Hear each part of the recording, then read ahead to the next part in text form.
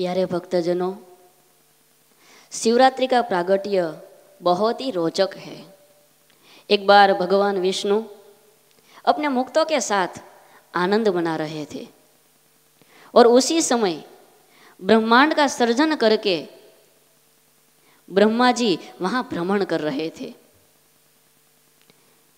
ब्रह्मा जी ने सोचा, ये सारे जगत के सृष्टा मैं हूं, ये जगत का पितामह मैं हूं और मेरे अलावा ऐसा कौन है जो ऐसा आनंद और शांति मना रहे हैं।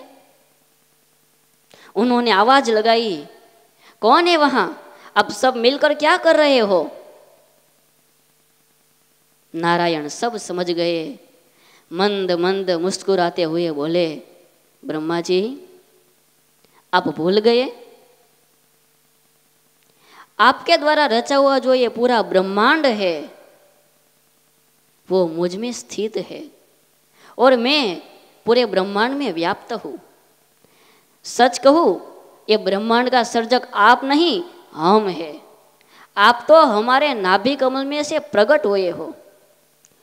इतना सुनते ब्रह्मा जी क्रोधित हो गए, हाथ में पाशुपत्र नाम का अस्त्र धारण किया और दौड़ने लगे नारायण को मारने के लिए। दूसरी तरफ भगवान विष्णु ने माहेश्वर नाम का अस्त्र धारण किया और दोनों के बीच भयंकर युद्ध की शुरुआत हो गई। पूरे ब्रह्मांड में हाहाकार मचा, देवताओं असुरों सब कांपने लगे। अब क्या होगा, किसकी विजय होगी, कब ये युद्ध रुकेगा। किसी ने दौड़कर बाबा भोलेनाथ को यह समाचार पहुंचाया, भोलेनाथ आप आइए।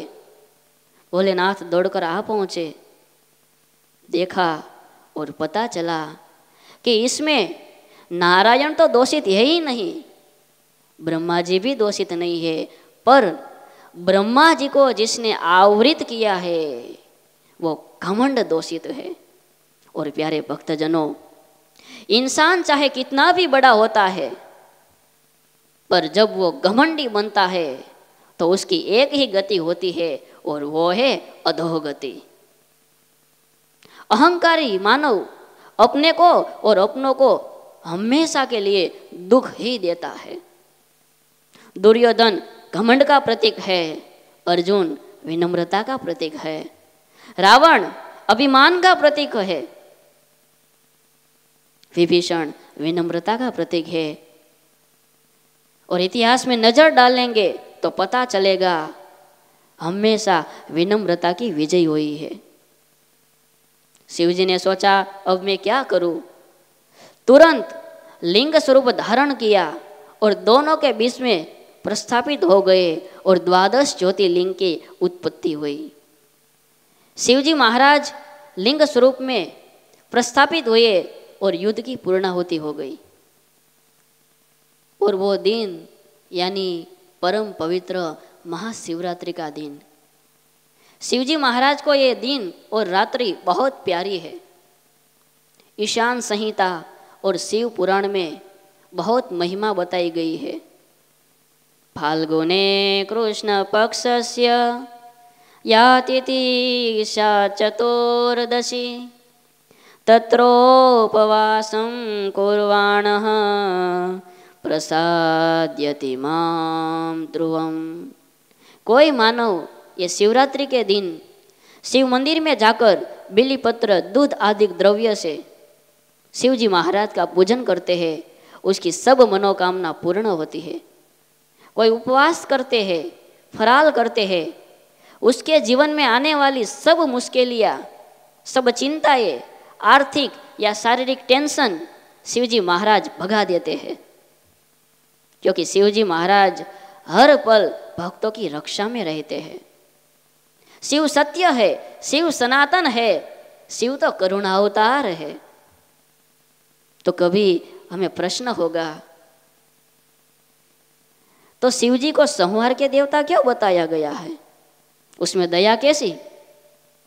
पर हमें यह समझना चाहिए, शिवजी कब और किसका संहार करते हैं, जब मानव सत्य का राह छोड़कर असत्य के राह पे जाता है।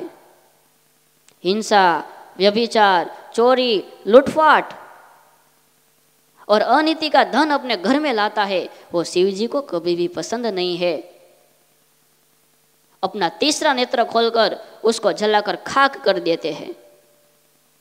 हमारे जीवन में भी ये तीसरा नेत्र होना चाहिए कि जिस नेत्र में पवित्रता, श्रद्धा, पुरुषार्थ, सत्यता और चारित्र्यता की दृष्टि होनी चाहिए। स्वामीनारायण भगवान ने भी शिक्षापत्री में लिखा है, विष्णु शिवो गणपति पार्वती च दिवाकरः। महाशिवरात्रि के दिन शिवजी महाराज का पूजन करना चाहिए, आदर पूर्वक हर रोज नमस्कार करना चाहिए। स्वामीनारायण भगवान ने अपनी हयाती में 6 बड़े महामंदिरों का निर्माण किया। उसमें जूनागढ़ जवाहर चौक स्थित श्री राधारमण देव मंदिर में सिद्धेश्वर महादेव की स्थापना की और हर रोज सिद्धेश्वर महादेव का बहुत बड़ा भव्याति भव्य पूजन होता है।